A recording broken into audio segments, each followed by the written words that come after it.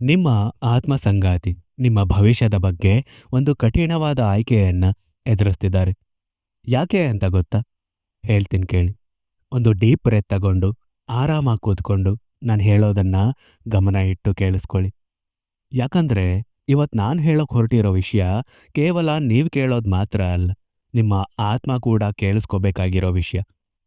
ಎರಡೂ ದಿಕ್ಕುಗಳಿಂದ ಎಳೆಯಲ್ಪಡೋ ಹೃದಯ ನಿಮ್ಮ ಆತ್ಮ ಸಂಗಾತಿ. ನೀವು ಭೇಟಿಯಾಗೋ ಮೊದಲೇ ನಿಮ್ಮ ಎನರ್ಜಿ ಜೊತೆ ಕನೆಕ್ಟ್ ಆದ ವ್ಯಕ್ತಿ ಒಂದು ಅಡ್ಡ ಹಾದಿಯಲ್ಲಿ ನಿಂತಿದ್ದಾರೆ.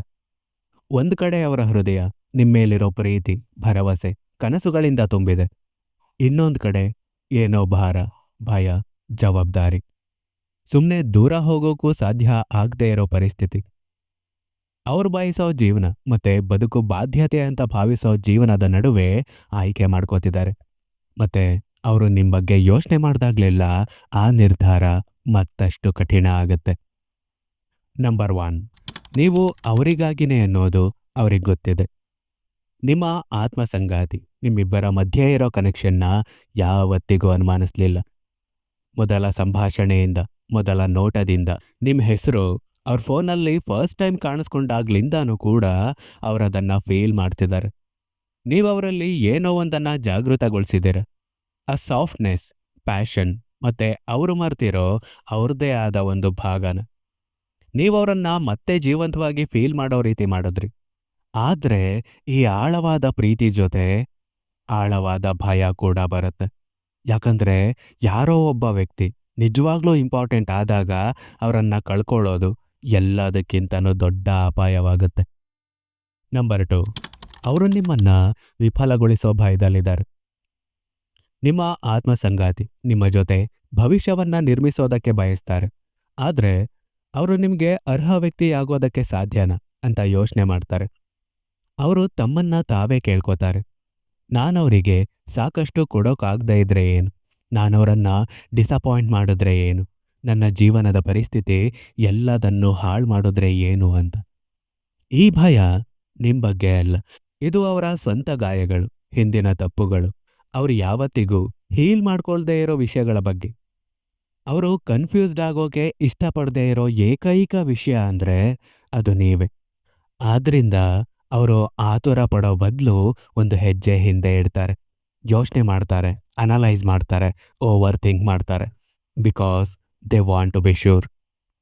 ನಂಬರ್ 3, ಅವರ ಹೃದಯ ಹೌದು ಅಂತ ಹೇಳುತ್ತೆ. ಅವರ ಜೀವನ ವೆಯ್ಟ್ ಮಾಡು ಅಂತ ಹೇಳುತ್ತೆ. ನಿಮ್ಮ ಆತ್ಮ ಸಂಗಾತಿ ಸಮಯ ಮತ್ತೆ ವಿಧಿಯ ನಡುವೆ ಸಿಕ್ಕಾಕೊಂಡಿದ್ದಾರೆ. ಅವರ ಹೃದಯ ಸಿದ್ಧವಾಗಿದೆ, ಅವರ ಪ್ರೀತಿ ಸಿದ್ಧವಾಗಿದೆ. ಆದರೆ ಅವರ ಜೀವನ ಇನ್ನೂ ಸಿದ್ಧವಾಗಿಲ್ಲ.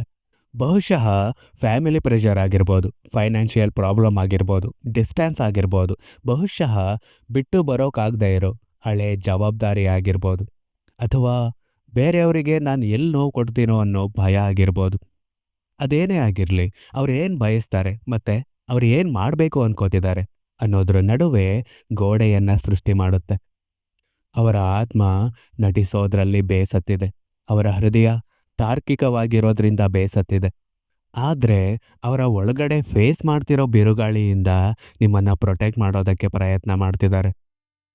Number 4, they think you deserve more. ಈ ವ್ಯಕ್ತಿ ನಿಮ್ಮನ್ನ ಬಿಟ್ಕೊಡೋ ಅಷ್ಟು ಪ್ರೀತಿಸ್ತಿದ್ದಾರೆ. ಅವ್ರ ಕೈಯಲ್ಲಿ ನಿಮಗೆ ಸ್ಥಿರತೆಯನ್ನ ಕೊಡೋದಕ್ಕೆ ಸಾಧ್ಯ ಇಲ್ಲ ಅಂತ ಭಾವಿಸಿದ್ರೆ, ಅವರು ಜೀವನದಲ್ಲಿ ಅನುಭವಿಸ್ತಾ ಇರೋ ಪೇನ್ಫುಲ್ ಟ್ರೂತ್ ಅಂದ್ರೆ ಇದೆ.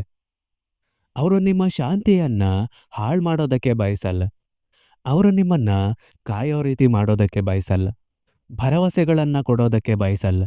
ಆದ್ರೆ ಮೌನದಲ್ಲಿ ಕೂಡ, ದೂರದಲ್ಲಿ ಕೂಡ ಅವರ ಹೃದಯ ನಿಮ್ಮ ಹೆಸರನ್ನ ಪಿಸುಕೊಡುತ್ತೆ. ಅವರು ನಿಮ್ಮನ್ನ ಮರ್ತಿಲ್ಲ, ನಿಮಗೆ ಯೋಗ್ಯರಾಗೋದಕ್ಕೆ ಪ್ರಯತ್ನ ಪಡ್ತಿದ್ದಾರೆ. ನಂಬರ್ 5, ಅವರು ನಿಮ್ಮನ್ನು ಪ್ರೀತಿಸೋ ರೀತಿ ಯಾರನ್ನು ಪ್ರೀತಿಸಿಲ್ಲ. ನಿಮ್ಮಿಂದ ದೂರ ಇರಬೇಕು ಅಂತ ಪ್ರಯತ್ನ ಪಟ್ಟಾಗ್ಲಿಲ್ಲ. ನಿಮ್ಮ ನೆನಪುಗಳು ಅವರನ್ನ ಹಿಂದಕ್ಕೆ ಎಳಿತಾವೆ. ತಮ್ಮನ್ನ ತಾವು ಬೇರೆ ಕಡೆ ಡಿಸ್ಟ್ರಾಕ್ಟ್ ಮಾಡೋದಕ್ಕೆ ಪ್ರಯತ್ನ ಪಟ್ಟಾಗ್ಲಿಲ್ಲ. ನಿಮ್ಮ ಧ್ವನಿ ಅವರ ಮನಸ್ಸಲ್ಲಿ ಪ್ರತಿಧ್ವನಿಸುತ್ತೆ. ನಾನವರಿಂದ ದೂರ ಹೋಗೋದೇ ಉತ್ತಮ ಅಂತ ತಮ್ಮನ್ನ ತಾವು ಮನವೊಲಿಸೋಕೆ ಪ್ರಯತ್ನ ಪಟ್ಟಾಗ್ಲಿಲ್ಲ. ಬಿಟ್ಕೊಡೋದಕ್ಕೆ ಅವರ ಹೃದಯ ನಿರಾಕರಿಸುತ್ತೆ. ಯಾಕಂದ್ರೆ ಕೇವಲ ನೀವು ಯಾರೋ ಅಲ್ಲ, ಎಲ್ಲದನ್ನು ಬದಲಾಯಿಸಿದವರು. ಅವರ ಆತ್ಮವನ್ನ ಮುಟ್ತೋರು. ಅಸಾಧ್ಯ ಅಂತ ಅವರು ಭಾವಿಸಿದ್ದ ಭಾವನೆಗಳನ್ನ ಜಾಗೃತಗೊಳಿಸಿದವರು ನೀವು. ಈ ಪ್ರೀತಿ ಅಪರೂಪ. ಈ ಪ್ರೀತಿ ಲೈಫ್ ಟೈಮಲ್ಲಿ ಒಂದು ಸಲ ಮಾತ್ರ ಬರುತ್ತೆ. ಮತ್ತೆ ಅದು ಆಯ್ಕೆಗಳನ್ನ ಮತ್ತಷ್ಟು ಕಠಿಣಗೊಳಿಸುತ್ತೆ. ನಂಬರ್ 6, ಅವರು ನಿಮ್ಮನ್ನ ಗೊಂದಲಗಳಿಂದ ಪ್ರೊಟೆಕ್ಟ್ ಮಾಡೋದಕ್ಕೆ ಪ್ರಯತ್ನ ಪಡ್ತಿದ್ದಾರೆ. ನಿಮ್ಮ ಹತ್ರ ಇನ್ನೂ ಹೇಳ್ಕೊಳಕ್ಕಾಗದೇ ಇರೋ ವಿಷಯ ಅವ್ರ ಜೀವನದಲ್ಲಿ ಏನೋ ಇದೆ.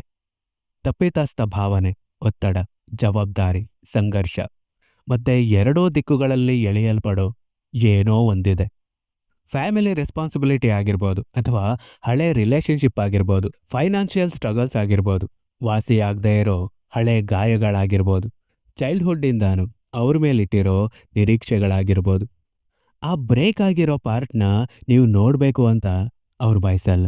ಯಾಕಂದ್ರೆ ಅವರು ನಿಮ್ಮನ್ನ ಆಶೀರ್ವಾದ ಅನ್ನೋ ರೀತಿ ನೋಡ್ತಾರೆ, ಮತ್ತೆ ಆಶೀರ್ವಾದಗಳನ್ನ ರಕ್ಷಣೆ ಮಾಡ್ಕೋಬೇಕು. ನಿಮ್ಮನ್ನ ಅವರಿಂದ ದೂರ ಇಡೋದ್ರಿಂದ ನೀವು ಸೇಫ್ ಆಗಿರ್ತೀರಾ ಅಂತ ಭಾವಿಸ್ತಾರೆ. ನಂಬರ್ 7, ಅವರು ಒಂದು ಚಿಹ್ನೆಗಾಗಿ ಯೂನಿವರ್ಸಿಂದ ಬರೋ ಒಂದು ಪುಲ್ಗೋಸ್ಕರ ವೆಯ್ಟ್ ಮಾಡ್ತಿದ್ದಾರೆ. ನಿಮ್ಮ ಆತ್ಮಸಂಗಾತಿ ನಿಮ್ಮ ಬಗ್ಗೆ ಯೂನಿವರ್ಸ್ ಜೊತೆ ಮಾತಾಡ್ತಿದ್ದಾರೆ. ಅವ್ರು ಹೇಳ್ತಾರೆ, ಈ ಕನೆಕ್ಷನ್ ನಿಜಾನ, ಅದಕ್ಕೆ ನಾನು ರೆಡಿ ಇದ್ದೀನ, ನಾನು ಅವರಿಗೆ ಬೆಟರ್ ಫ್ಯೂಚರ್ನ ಕೊಡ್ಬೋದಾ, ನಾನು ರಿಸ್ಕ್ ತಗೋಬೋದಾ ಅಂತ. ಮತ್ತೆ ಪ್ರತಿಯೊಂದು ಸಣ್ಣ ಚಿಹ್ನೆ ಅವರನ್ನು ನಿಮ್ಮ ಹತ್ತಿರ ಕರ್ಕೊಂಡು ಬರುತ್ತೆ. ಅನ್ಎಕ್ಸ್ಪೆಕ್ಟೆಡ್ಲಿ ನಿಮ್ಮ ಹೆಸರು ಕಾಣಿಸ್ಕೊಳ್ಳುತ್ತೆ, ಅವರ ಸೋಷಿಯಲ್ ಮೀಡಿಯಾದಲ್ಲಿ ನಿಮ್ಮ ಫೋಟೋ ಕಾಣಿಸ್ಕೊಳ್ಳುತ್ತೆ. ಇಡೀ ವಿಶ್ವನೇ ಅವರಿಗೆ ಮಾರ್ಗದರ್ಶನ ನೀಡುತ್ತೆ. ಮತ್ತೆ ಅವರದನ್ನು ಫೀಲ್ ಮಾಡ್ತಾರೆ, ಮತ್ತೆ ಅದನ್ನು ಫಾಲೋ ಮಾಡೋದಕ್ಕೆ ಅವರಿಗೆ ಧೈರ್ಯ ಬೇಕು. ನಂಬರ್ 8, ಅವರು ಆಯ್ಕೆ ಮಾಡ್ತಿರೋದು ನೀವು ಮತ್ತೆ ಇನ್ನೊಬ್ಬ ವ್ಯಕ್ತಿ ನಡುವೆ ಅಲ್ಲ. ಅವರು ಭಯ ಮತ್ತೆ ಪ್ರೀತಿಯ ನಡುವೆ ಆಯ್ಕೆ ಮಾಡ್ಕೋತಿದ್ದಾರೆ. ಇದು ಬೇರೆಯವ್ರ ಬಗ್ಗೆ ಅಲ್ಲ, ನಿಮ್ಮನ್ನ ಬದಲಾಯಿಸೋದ್ರ ಬಗ್ಗೆ ಅಲ್ಲ, ಇದು ಭಾವನೆಗಳನ್ನ ಕಳ್ಕೊಳ್ಳೋದ್ರ ಬಗ್ಗೆ ಅಲ್ಲ, ಇದು ಭಯದ ಬಗ್ಗೆ. ಫ್ಯೂಚರ್ನ ಭಯ, ದುರ್ಬಲತೆಯ ಭಯ, ನಿಮ್ಮನ್ನ ನಿರಾಶೆಗೊಳಿಸೋ ಭಯ, ಅವರ ಲೈಫಲ್ಲಿ ಎಲ್ಲದನ್ನು ಬದಲಾಯಿಸೋ ಭಯ, ಅವರ ಕಂಫರ್ಟ್ ಝೋನಿಂದ ಆಚೆ ಬರೋ ಭಯ. ಒಂದು ಕಡೆ ನೀವು, ಇನ್ನೊಂದು ಕಡೆ ಅವರ ಭಯ. ಮತ್ತೆ ಪ್ರತಿದಿನ ಪ್ರೀತಿ ಸ್ಟ್ರಾಂಗ್ ಆಗುತ್ತೆ, ಭಯ ವೀಕ್ ಆಗುತ್ತೆ, ಮತ್ತೆ ಆಯ್ಕೆ ಸ್ಪಷ್ಟವಾಗುತ್ತೆ. ನಂಬರ್ 9, ಅವರು ನಿಮಗೋಸ್ಕರ ಫೈಟ್ ಮಾಡೋದಕ್ಕೆ ರೆಡಿ ಇದ್ದಾರೆ. ಆದರೆ ಅವರಿಗೆ ಕೊನೆ ಕ್ಷಣದಲ್ಲಿ ಧೈರ್ಯ ಬೇಕು. ಆದ್ರಿಂದ ನಿಮ್ಮ ಆತ್ಮಸಂಗಾತಿ ಶಕ್ತಿಯನ್ನ ಸಂಗ್ರಹ ಮಾಡ್ತಿದ್ದಾರೆ. ಅವರು ತಮ್ಮ ಮಾತುಗಳನ್ನ, ತಪ್ಪೊಪ್ಪಿಗೆಯನ್ನ, ಕ್ಷಮೆಯಾಚನೆಯನ್ನ ಮತ್ತೆ ಸತ್ಯವನ್ನ ಸಿದ್ಧಪಡಿಸ್ತಿದ್ದಾರೆ. ಪ್ರಾಮಾಣಿಕತೆ ಮತ್ತೆ ಸ್ಪಷ್ಟತೆ ಜೊತೆ ಮುಂದೆ ಬರೋದಕ್ಕೆ ಬಯಸ್ತಾರೆ. ಗೊಂದಲ ಅಲ್ಲ, ಸಂದೇಹ ಅಲ್ಲ, ಅರೆಮನಸ್ಸಿನ ಭಾವನೆಗಳಲ್ಲ. ಅವರು ನಿಮ್ಮನ್ನ ಸಂಪೂರ್ಣವಾಗಿ ಆಯ್ಕೆ ಮಾಡೋದಕ್ಕೆ ಬಯಸ್ತಾರೆ. ಆದ್ರಿಂದ ಕೊನೆಯ ಕ್ಷಣದಲ್ಲಿ ಅವರಿಗೆ ಧೈರ್ಯ ಬೇಕು. ಪ್ರೀತಿ ಭಯಕ್ಕಿಂತ ಬಲವಾಗೋ ಕ್ಷಣ, ಮತ್ತೆ ಆ ಕ್ಷಣ ತುಂಬಾ ಹತ್ತಿರದಲ್ಲಿದೆ. ನಂಬರ್ 10, ಅವರ ಸತ್ಯವನ್ನ ನೀವು ಕೇಳಲಿದ್ದೀರ. ಆ ಕ್ಷಣ ನೀವು ಅನ್ಕೊಂಡಿರೋದ್ಕಿಂತನೂ ಹತ್ತಿರದಲ್ಲಿದೆ. ಒಂದು ಮೆಸೇಜ್, ಒಂದು ಕಾಲ್, ಒಂದು ಕಾನ್ವರ್ಸೇಷನ್, ಏನೋ ಒಂದು ಬರ್ತಿದೆ. ನಿಮ್ಮನ್ನ ಕನ್ಫ್ಯೂಸ್ ಮಾಡೋದಕ್ಕಲ್ಲ, ಕ್ಲಾರಿಟಿ ಕೊಡೋದಕ್ಕೆ. ನಿಮ್ಮನ್ನ ಹರ್ಟ್ ಮಾಡೋದಕ್ಕಲ್ಲ, ಅಂತರವನ್ನ ಸರಿಪಡಿಸೋದಕ್ಕೆ. ಎಲ್ಲದನ್ನೂ ಒಳಗಡೆನೆ ಹಿಡಿದಿಟ್ಕೊಂಡು ಬೇಸತ್ತಿದ್ದಾರೆ. ಅವ್ರ ಕೈಯಲ್ಲಿ ನಟನೆ ಮಾಡ್ತಾನೆ ಇರೋದಕ್ಕೆ ಸಾಧ್ಯ ಇಲ್ಲ, ಹೈಟ್ ಆಗೋದಕ್ಕೆ ಸಾಧ್ಯ ಇಲ್ಲ, ನಿಮ್ಮನ್ನ ಮೌನವಾಗಿ ಪ್ರೀತಿಸೋದಕ್ಕೆ ಸಾಧ್ಯ ಇಲ್ಲ. ಅದಕ್ಕಾಗಿಯೇ ಅವರ ಕಠಿಣ ಆಯ್ಕೆಯ ಹಿಂದೆ ಇರೋ ಸತ್ಯನ ನಿಮ್ಮ ಹತ್ರ ಹೇಳ್ಕೊಳ್ಳೋದಕ್ಕೆ ತಯಾರಿ ನಡೆಸ್ತಾ ಇದ್ದಾರೆ. ದ ಫೈನಲ್ ಮೆಸೇಜ್, ನಿಮ್ಮ ಭವಿಷ್ಯ ಇನ್ನು ಮುಗ್ದಿಲ್ಲ, ಈಗ ಆರಂಭ ಆಗ್ತಿದೆ. ಅವರು ದೂರ ಹೋಗ್ತಿಲ್ಲ, ಮಾರ್ಗವನ್ನ ಸಿದ್ಧಪಡಿಸ್ತಿದ್ದಾರೆ. ಅವರು ನಿಮ್ಮ ಬಗ್ಗೆ ಕನ್ಫ್ಯೂಸ್ಡ್ ಆಗಿಲ್ಲ, ತಮ್ಮ ಬಗ್ಗೆನೇ ಕನ್ಫ್ಯೂಸ್ಡ್ ಆಗಿದ್ದಾರೆ.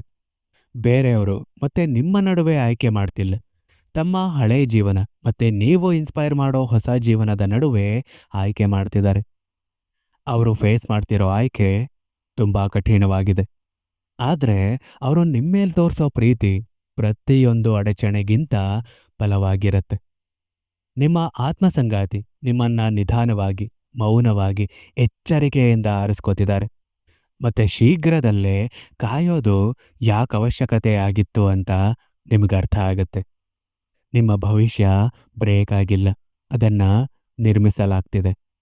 ಒಂದೊಂದೇ ಇಟ್ಟಿಗೆ, ಹೆಜ್ಜೆ ಹೆಜ್ಜೆಗೂ ಹೃದಯದಿಂದ ಹೃದಯಕ್ಕೆ